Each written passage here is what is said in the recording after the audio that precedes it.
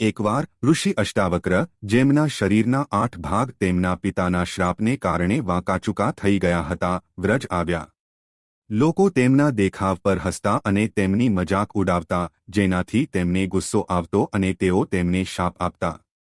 ભગવાન કૃષ્ણએ એક લીલા રચી અને અષ્ટાવક્રનો પરિચય રાધા સાથે કરાવ્યો. રાધા તેને જોઈને હસ્યા.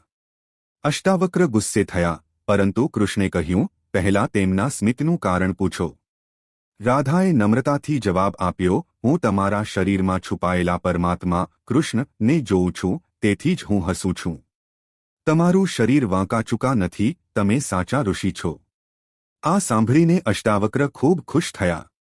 તેમણે પોતાનો ક્રોધ છોડી દીધો અને રાધાને આશીર્વાદ આપ્યા. હે રાધા, તમારું સ્વરૂપ હંમેશા કિશોરાવસ્થા, યુવાન, સુંદર અને તાજું જેવું રહેશે. તમે હંમેશા કિશોરાવસ્થામાં જ રહેશો. આથી જ આજે પણ રાધાને કિશોરીજી, કિશોરી રાધે કહેવામાં આવે છે.